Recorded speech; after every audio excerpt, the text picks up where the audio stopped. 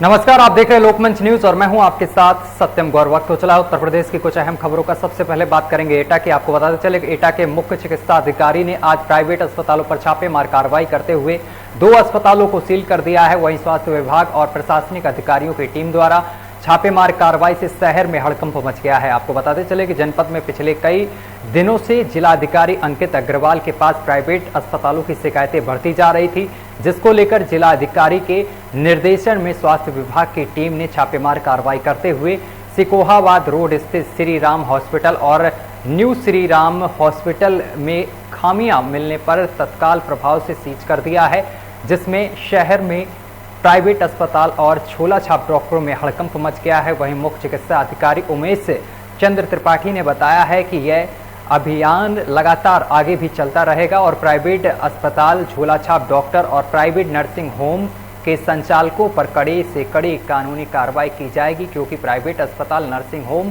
पर कोई डिग्री वाला डॉक्टर नहीं आता है। फर्जी डॉक्टरों से पैसे के लालच में आकर प्राइवेट अस्पतालों के संचालन मरीजों के द्वारा, यहाँ पर आपको बताते चले कि मरीजों का इलाज इन्हीं के द्वारा कर मरीजों के साथ खिलवाड़ किया जाता है।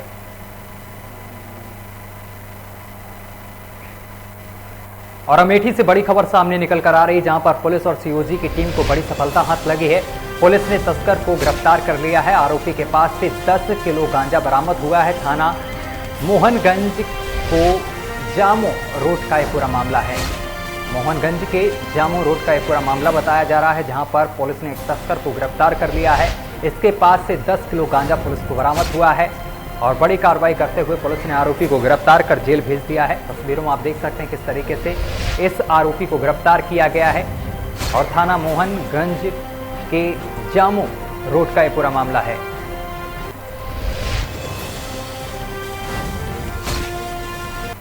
और गोरखपुर में व्यापारी की हुई निर्मम हत्या, सैकड़ों व्यापारियों के कैंडल मार्च निकालकर विरोध जताया है। व्यापारियों ने पुलिस और सरकार के खिलाफ जताई है नाराजगी और मृतक परिवार की सुरक्षा और 1 करोड़ मुआवजा दिलाने की मांग की है। सरकारी नौकरी की भी यहाँ पर मांग की जा रही है।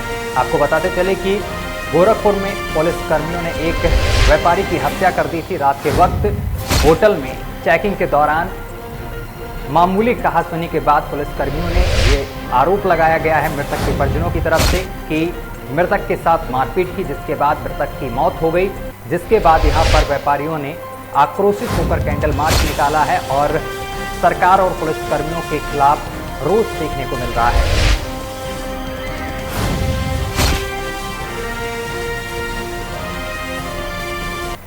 और बस्ती में मेडिकल कॉलेज में तैनात डॉक्टर जीडी यादव को 5 साल पहले मिर्जापुर की एक युवती से प्यार हुआ और पहली मुलाकात के बाद प्यार परवान चढ़ गया और प्रेमिका सब कुछ छोड़कर डॉक्टर के पास आ गई।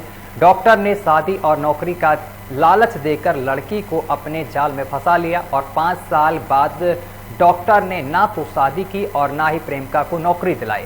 घर का खर्च भी बंद कर दिया। मजबूरन अपना और बच्चे का पेट पालने के लिए डॉक्टर की प्रेमिका को सब्जी बेचने के लिए मजबूर होना पड़ा है। आपको बताते चले कि बस्ती के मेडिकल कॉलेज के कैली हॉस्पिटल में तैनात डॉक्टर जीडी यादव पर उनकी प्रेमिका ने प्रताड़ित करने का आरोप लगाया है। यहां तक कि खाने पीने का सामान तक डॉक्टर के द्वारा बंद कर दिया गया है, जिससे डॉक्टर की प्रेमिका दर बदर की ठोकरें खाने को मजबूर है। वहीं पैसा ना होने की वजह से पीड़िता ने अपना और बच्चे का पेट भरने के लिए सब्जी बेचने का निर्णय लिया है। वहीं पीड़िता का कहना है एक दिन डॉक्टर की मां आई और उसे बुरा भला कहकर घर से बाहर निकाल दिया, जिसके बाद वो अपने पड़ोसी के यहाँ रह रही थी। और वहीं प्रेमिका का आरोप है कि डॉक्टर 2 बार लड़कियों को भी घर लेकर आया, जिसका विरोध करने पर हमारे साथ मारपीट भी की गई।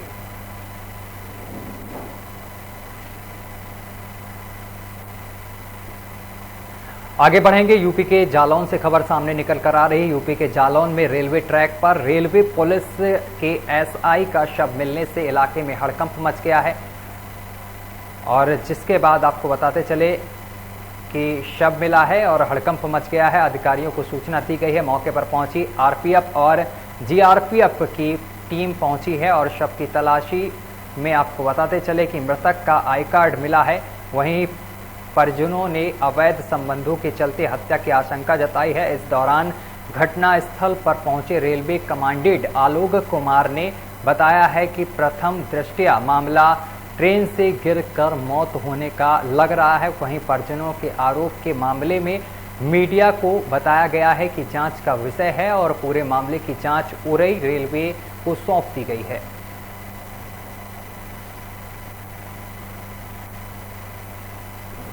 और यूपी के एटा में दर्दनाक हादसा हुआ है। मामला शहर थाना क्षेत्र का बताया जा रहा है, जहां पर आपको बताते चले कि उलायतपुर गांव में ये घटना हुई है, जहां पर एक शराबी पति ने पत्नी को गोली मार दी है। जनपद में ये मामला सामने निकल कर आया है, जिसके बाद इलाके में सनसनी फैल गई है। जानकारी के अनुसार 2 दिन से पति और पत्नी के बीच विवाद चल रहा था। इस दौरान झगड़े में गोली की आवाज सुनकर बेटा धर्मेंद्र दौड़कर मां के पास पहुंचा। इस बीच ही कलयुगी पिता ने बेटे पर भी फायरिंग झोंक दिया और जिसमें बेटा बाल बाल बच गया है, लेकिन पत्नी को जान से हाथ धोना पड़ा है।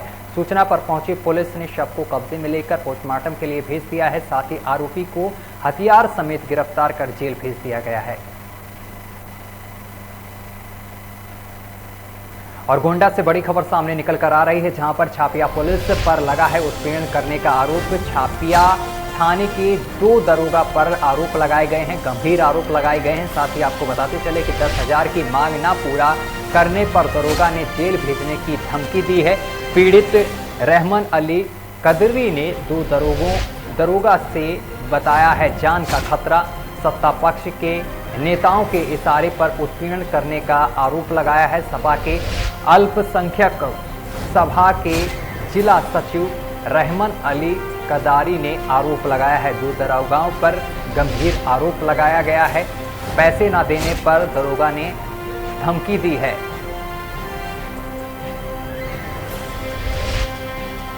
और अगली खबर गोरखपुर से सामने निकल कर आ रही है, जहां पर व्यापारी मनीष की हत्या का मामला शांत भी नहीं हुआ था कि गोरखपुर के उसी थाना क्षेत्र में एक और युवक की पीट कर हत्या कर दी गई है।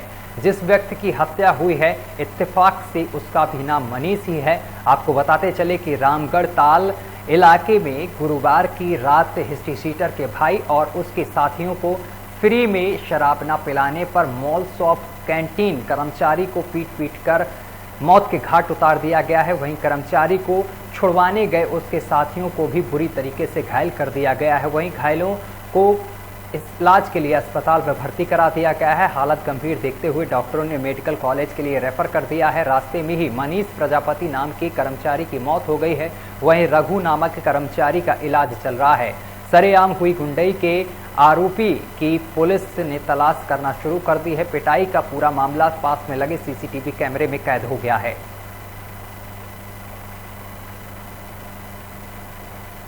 और खबर पर ज्यादा जानकारी के साथ अवनीश हमारे साथ फोन लाइन पर जुड़ गए हैं। अवनीश, यहां पर मनीष की हत्याकांड के 72 घंटे बाद एक दूसरा हत्याकांड हुआ है और इत्तेफाक से इस युवक का भी नाम मनीष बताया जा रहा है और उसी थाना क्षेत्र का ये पूरा मामला है। क्या कुछ पूरा मामला है? इस मामले को लेकर अभी तक क्या कुछ अपडेट है?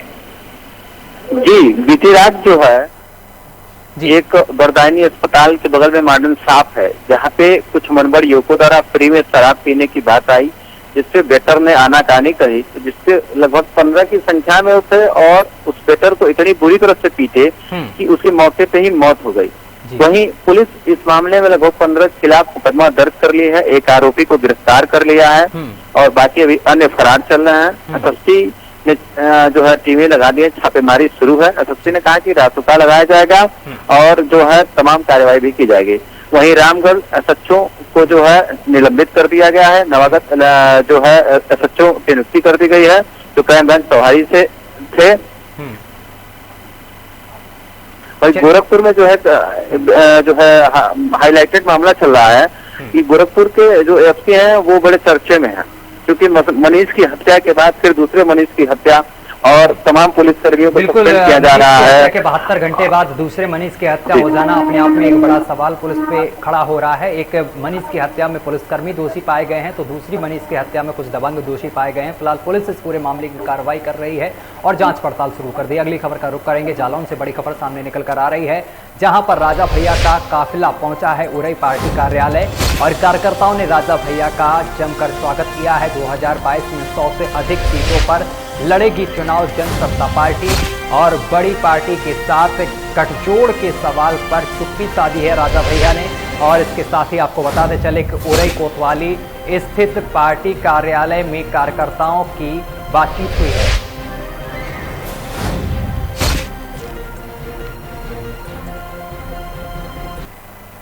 और अगली खबर कानपुर से सामने निकल कर आ रही है, जहां पर जनसत्ता दल लोकतांत्रिक के राष्ट्रीय अध्यक्ष रघुराज प्रताप सिंह उर्फ राजा भैया का काफिला कानपुर पहुंचा है, जहां जन सेवा संकल्प यात्रा के दौरान जगह जगह उनका स्वागत हुआ है। साथ ही कार्यकर्ताओं में भारी उत्साह दिखा है। और वहीं कानपुर देहात होते हुए झांसी के लिए राजा भैया का काफिला रवाना हुआ है। साथ ही मीडिया के साथ वार्ता करते हुए राजा भैया ने कहा है कि पार्टी के पदाधिकारियों के गठन के बाद से संकल्प यात्रा की शुरुआत की गई है और साथ ही कहा है कि गोरखपुर में हुई कानपुर के व्यापारियों की हत्या के मामले में दोषी पुलिसकर्मियों पर हत्या का मुकदमा दर्ज कर उनके खिलाफ कार्रवाई की जानी चाहिए और साथ ही उन्हें जेल भेजना चाहिए। भाजपा के साथ गठबंधन के सवाल पर बोले हैं कि समय आने पर सबको अवगत कराया जाएगा।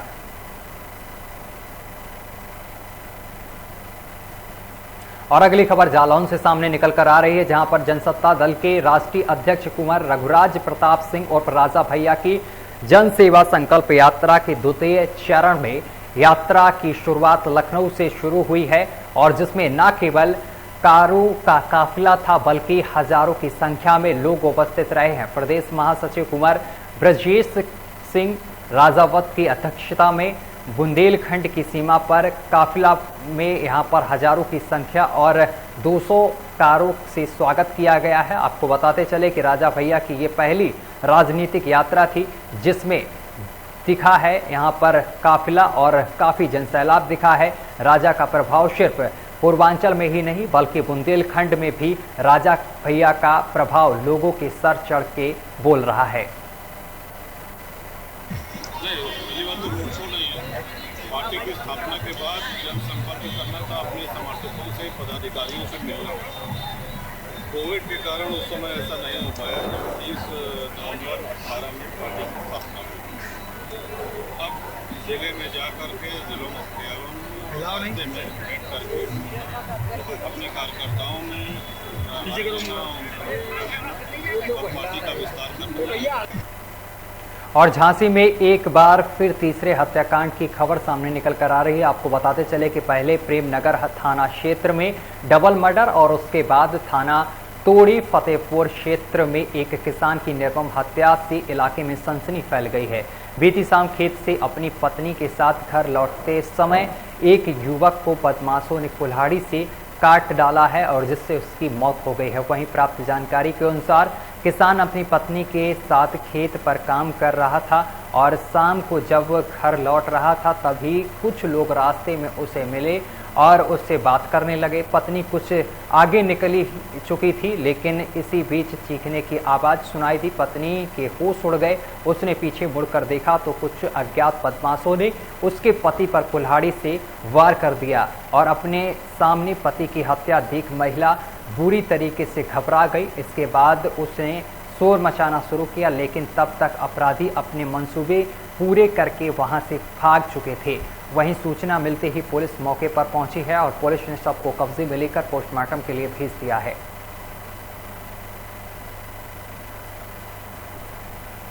और कानपुर से बड़ी खबर सामने निकल कर आ रही है, जहां पर प्रसपा अध्यक्ष मृतक मनीष के परिवार से मुलाकात की है और गोरखपुर में पुलिस की पिटाई से व्यापारी मनीष की मौत हो गई थी। जिसके बाद पीड़ित परिवार से मुलाकात कर संवेदना व्यक्त की है और कहा है कि दोषियों को कड़ी सजा मिलेगी।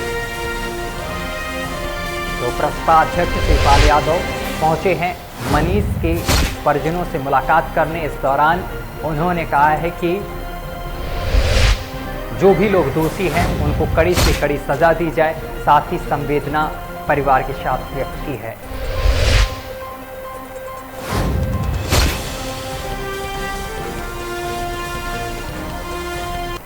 और कानपुर से एक और बड़ी खबर सामने निकल कर आ रही है, जहां पर बताते चले कि आम आदमी पार्टी के राज्यसभा सांसद पहुंचे हैं कानपुर और मृतक मनीष गुप्ता के घर पहुंचकर परिजनों से मुलाकात की है। गोरखपुर में पुलिस की पिटाई से हुई थी मनीष गुप्ता की मौत। इसके दौरान वो परिवार वालों से मुलाकात करने पहुंचे हैं। मौत के बाद राजनीतिक गलियारों में हलचलें तेज हो गई हैं। सभी पार्टी से लोग यहां पर मनीष के परिजनों से मुलाकात करते हुए नजर आ रहे हैं। इसी दौरान आम आदमी पार्टी से भी यहां पर नेता पहुंचे हैं और मुलाकात करते हुए नजर आ रहे हैं। पीड़ित परिवार को ढांढस बंधाते हुए सांत्वना भी दी है। तो बड़ी और अहम जानकारी आपको पहुंचा रहे हैं, जहां पर आपको बताते चले कि राज्यसभा सांसद आम आदमी पार्टी के राज्यसभा सांसद मनीष गुप्ता के घर पहुंचे हैं और परिजनों से मुलाकात की है।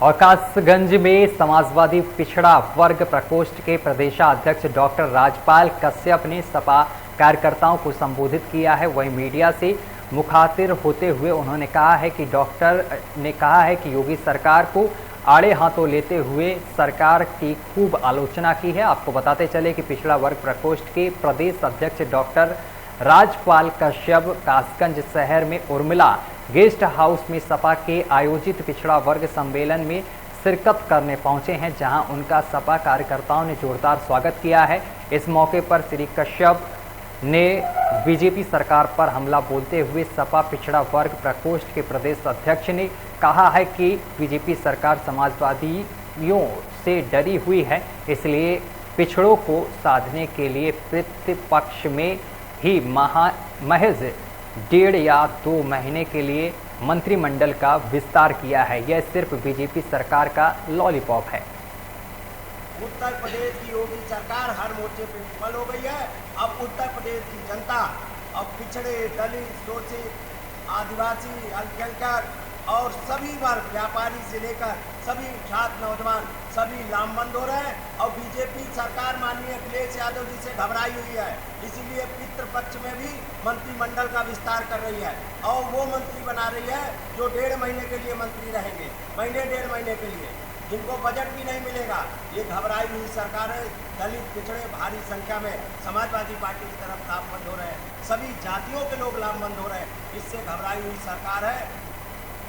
और अगली खबर मुजफ्फरनगर से सामने निकल कर आ रही है, जहां पर प्रदेश में नागरिकों को मजबूत सुरक्षा प्रदान करने में दावे करने वाली भाजपा सरकार के ही कार्यकर्ता द्वारा तमंचे के बल पर रंगदारी मांगने और जान से मारने की धमकी देने का मामला सामने निकल कर आया है।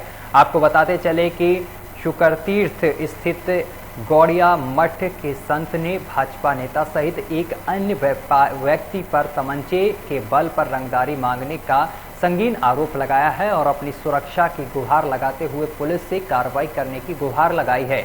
पुलिस ने आरोपी के खिलाफ संगीन धाराओं में मामला दर्ज करते हुए आरोपी की गिरफ्तारी के लिए प्रयास शुरू कर दिया है।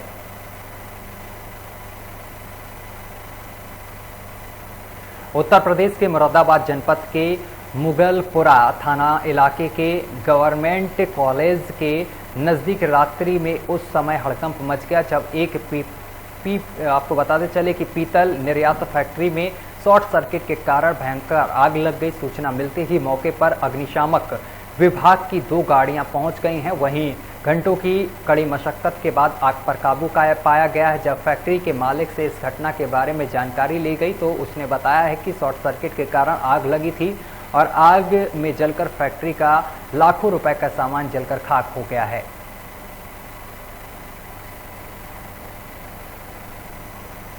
और पीलीभीत के थाना अमरिया क्षेत्र के ग्राम भौनी में बाइक सवार 2 लोगों को ट्रक ने टक्कर मार दी है, जिसमें बाइक सवार दोनों लोगों की दर्दनाक मौत हो गई है। वहीं एक व्यक्ति गंभीर रूप से घायल बताया जा रहा है। मौके पर पहुंची पुलिस ने घायल को इलाज के लिए अस्पताल में भर्ती करा दिया है। मृतक जनपद पीलीभीत के थाना अमरिया क्षेत्र के ग्राम मिलक सरैदा पट्टी के बताए जा रहे हैं। वहीं देर से पहुंची पुलिस को ग्रामीणों के विरोध का सामना करना पड़ा है, जिसके बाद पुलिस ने शव को कब्जे में लेकर पोस्टमार्टम के लिए भेज दिया है।